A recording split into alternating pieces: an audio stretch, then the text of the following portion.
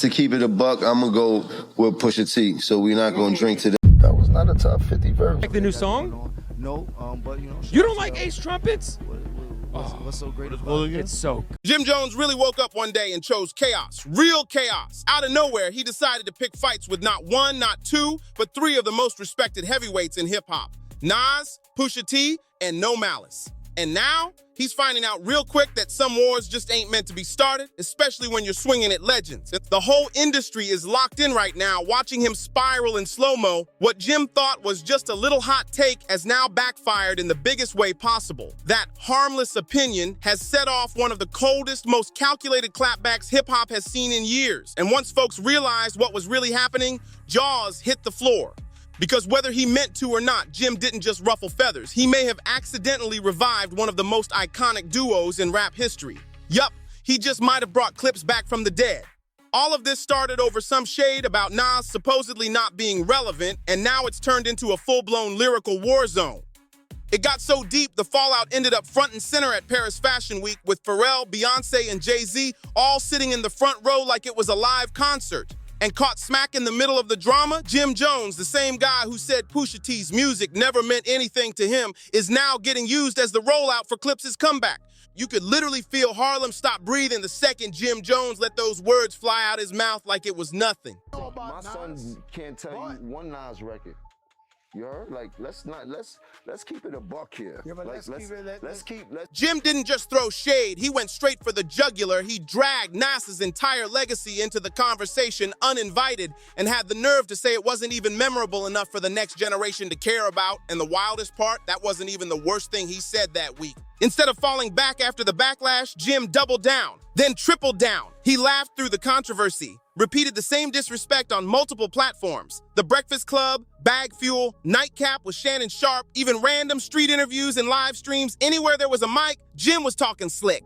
At first, he tried to play it off like he was just being real as a fan, but then he upped the wildness even more during his Bag Fuel interview. He didn't just diss Nas again, he tried to flip the whole story. He claimed he's the one who made Nas go viral again. According to Jim, no one had been checking for Nas since the Ether days, and now he's the reason folks even bringing Nas's name up again. Like, what? Fans were stunned. He really tried to rewrite history and disrespect a legend in the same breath. Jim literally said this with his whole chest. Yep, that's what he said, on camera, no hesitation, like it was sweet. But here's the thing, Jim clearly had no clue who he was dealing with. Nas ain't the type to hop online and go bar for bar in a comment section. He doesn't yell, he doesn't bark back. He moves in silence and aligns with billionaires. He partners with tech giants and real estate moguls, then reminds everyone where the real power lives without even raising his voice. While Jim was out here cracking jokes and starting imaginary beefs for clout, Nas was dead silent, but working quietly, strategically, building something way bigger than a diss track. Behind the scenes, he was laying bricks for what's shaping up to be one of the most iconic cultural landmarks Queens has ever seen. And just when everyone thought Nas wasn't gonna respond, boom, he pulls one of the coldest, most grown man flexes in hip-hop history. No words, no shade, just results. He hopped on Instagram and posted an ad for a $5 billion casino investment project right in Queens. So while Jim was busy throwing matches and Nas was building the damn city. The future is not something you wait for, it's something you build. It lives in the hands of the doers, the dreamers, the people who refuse to stand still. Resorts World is more than a casino. It's energy, it's opportunity, it's hope for the borough. A second chance for some, a first step for many. It's where community gathers, not just to win, but to build a future once imagined. This isn't just business, this is legacy. And now it's time to invest in us. That wasn't just a business move, that was Nas loudly saying, "I'm too rich for this convo." And honestly, if that was the only fire Jim played with, this whole story might have cooled off right there. But nope, Jim just had to keep poking. And this time, he went for Pusha T. Yep, Jim literally dragged Push into the mix, saying Pusha T isn't even top 50. Like, be for real. Can you sing along the 5 Pusha T records right now? His records. Yes. His records? Yeah. Name I them. love Pusha. Nostalgia, Oh, Joint you was a with Pusha Kendrick, T fan. if He's you like, know, you one of- know. I didn't know he had fans like No. that. Can you name 5 Pusha T records? No, Dreaming of his the record. Past. Pusha T, I love your soul, my dog. You're not in my top 50. You might be in Charlemagne's top 50 and things like that. Pusha But top 50. you haven't done that much for me in my life. Like I didn't never want to be like Pusha. I never had a Pusha moment in my life. I never thought like you dig. Like where I'm from, you just want to be like you if you was really that dude and that rapper and things Wayne like that. wanted to It's be like Pusha. He was influenced by Pusha. yeah. Yeah. Okay, cool. That's why Pusha did the Mr. Me Too record. Okay, cool. You a very strong Pusha T fan. You heard? But what else has he bring to the game? Did he make people want to dress like him? Did he have some slang that everybody was talking like him? There would be the girls, all the girls wanted to do him. Like, what is the... You did? What Jim didn't realize is that he wasn't just throwing shade at one rapper. This time, both Clipse brothers were watching. Because no Malice. He was listening. And that changed everything. Now fans are wondering if Jim just did the unthinkable, accidentally reunited Clipse with one reckless hot take. Let's rewind for a second. Clipse hadn't been active together in nearly 15 years. They were legends, but low-key. What most people didn't know was that long before Jim started running his mouth, Pusha had already started laying the foundation for something special. In a Rolling Stone interview, he gave us a hint, talking about how he was trying to pull No Malice back in. He said, I'm like, yo, listen to what I just made. We can really do this. And he brushes me off. Then added, if I had it my way, it would be the Clipse. It's really up to my brother. Fast forward, and boom, Jim might have just given him the perfect reason to make it happen. The reunion rumors kicked up heavy after they hit the stage together at Farrell's Something in the Water Festival in Virginia Beach back in 2022. That moment, it was low-key, but it planted the seed. And now, Jim might have just poured gasoline on it. Now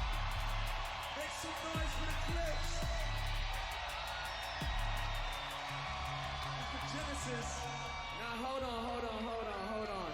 DC, make some noise for the Clipse, y'all.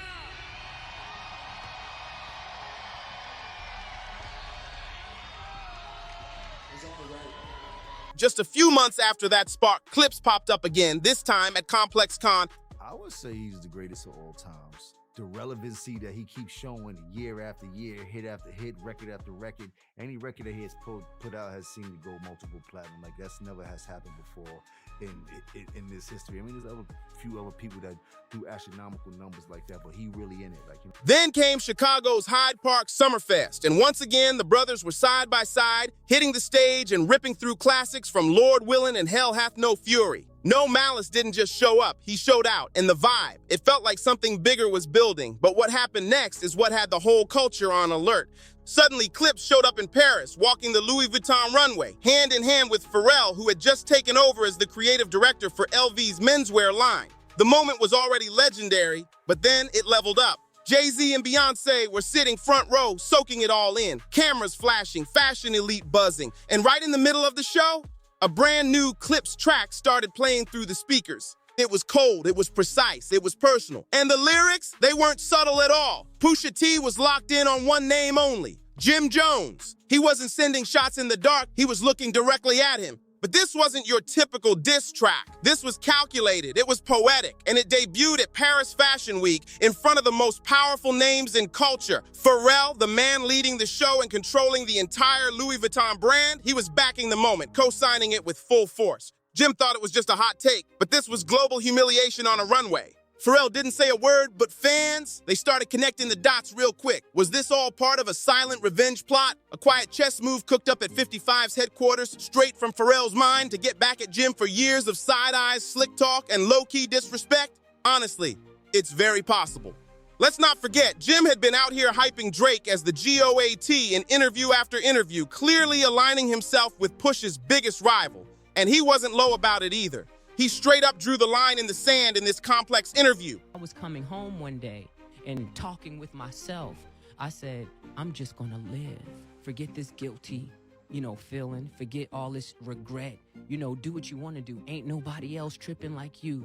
You know what I'm saying? Go ahead and party and do it up. And I literally tried to sear my conscience. Like, forget it. So when people say you found God, I did not find God. I was trying to party with the devil. Trust me, I was trying to go hard. God himself said, no, not you. He did not allow me to do it. And that's what I seen with my own eyes, whether anyone believes it or not. Just like that, Clipse didn't come back with a press tour, a media rollout, or even a lead single. They came back with a statement, a revenge track, and dropped it on one of the biggest cultural stages in the world. Jim thought he was just running his mouth, but turns out Pusha and No Malice were plotting, and he walked right into the setup. Now, everybody's asking the same thing. Did Jim just hand No Malice the greatest comeback moment in rap history, or did he accidentally write his own musical obituary? Because let's be clear, the album hasn't even dropped yet, and it's already causing tremors. And the man behind the curtain? None other than Pharrell. Not just a producer, not just a collaborator. He's family. He's the architect of the Clipse sound, the one who shaped their whole sonic identity from day one. So when Jim publicly disrespected their legacy, called them irrelevant, and tried to clown their catalog in interviews, he didn't just diss Pusha, he took shots at the entire foundation. And nobody saw No Malice coming. For over a decade, he's been quiet. The older brother who stepped away from the rap game embraced faith and left the streets behind. While Pusha stayed in the fire, No Malice found peace and had made it very clear he had no plans of picking the mic up again until now. Jim, I wasn't talking about you. I mean, and I would be hurt. That would be heartbroken. I would be so upset. You heard? I would be bad. It was not like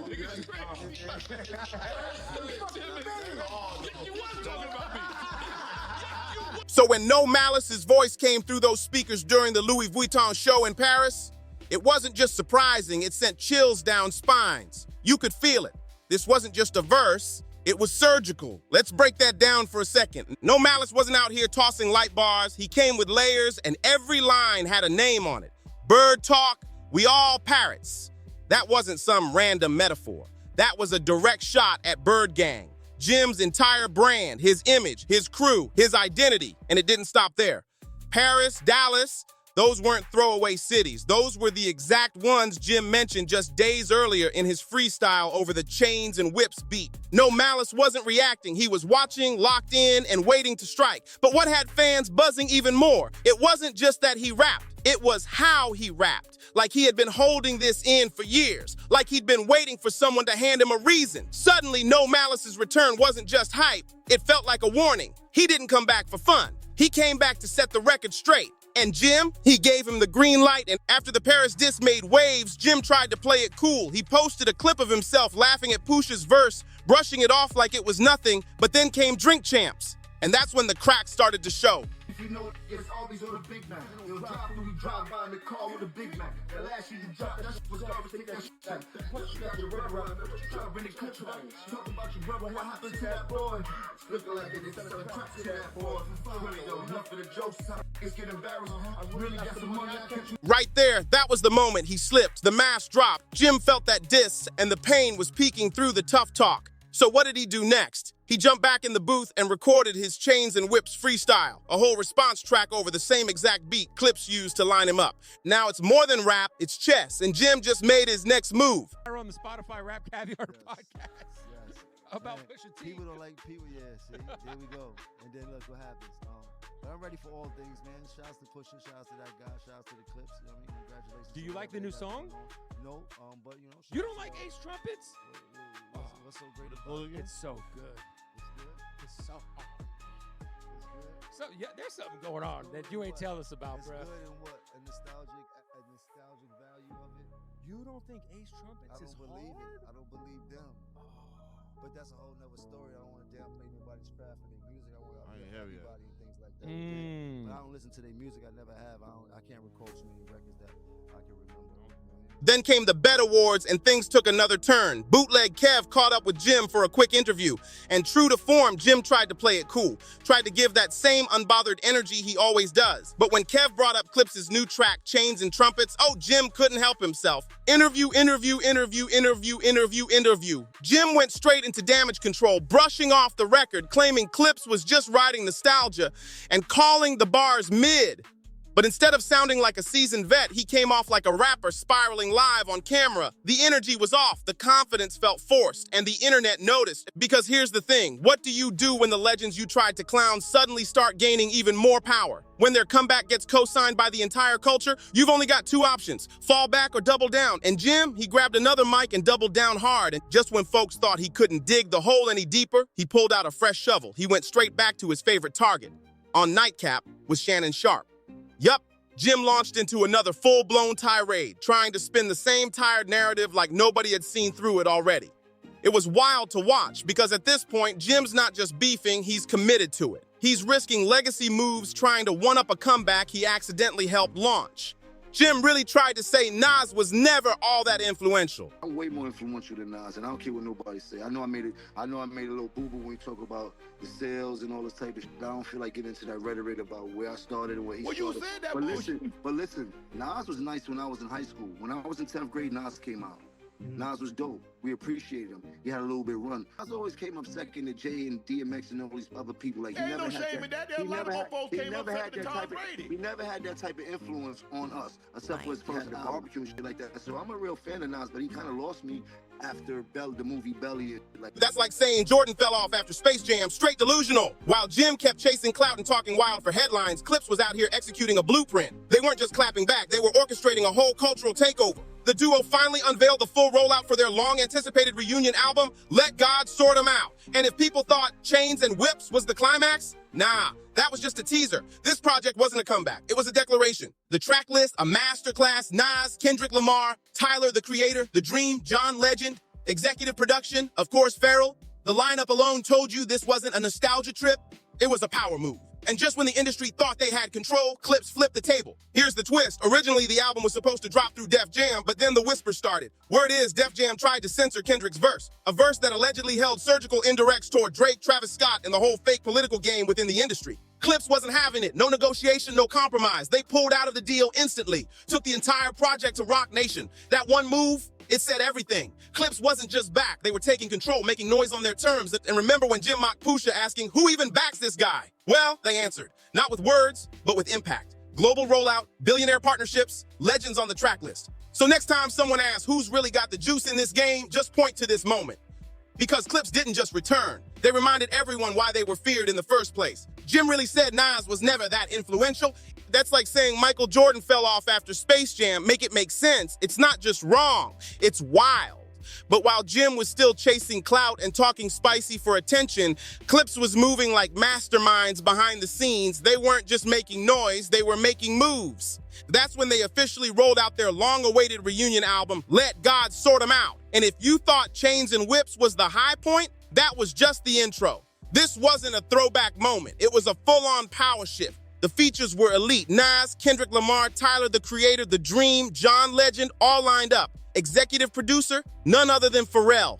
Every piece of this album screamed intent. They weren't coming back for nostalgia, they were coming back to dominate. But then came the twist. The album was originally set to drop under Def Jam until Def Jam allegedly tried to silence Kendrick's verse. And according to whispers, that verse had some serious indirects aimed at Drake, Travis Scott, and the industry's shady behind-the-scenes politics. Clipse didn't flinch. No delay, no compromise. They walked away from the deal and took the entire project straight to Rock Nation. That move, it spoke volumes. Clipse wasn't playing industry games. They were rewriting the rules. And the funniest part, Jim once asked, who even got Pusha's back like that? Well, the answer showed up in bold.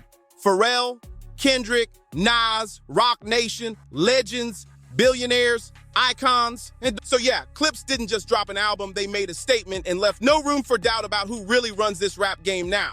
Don't forget to like, subscribe, and share.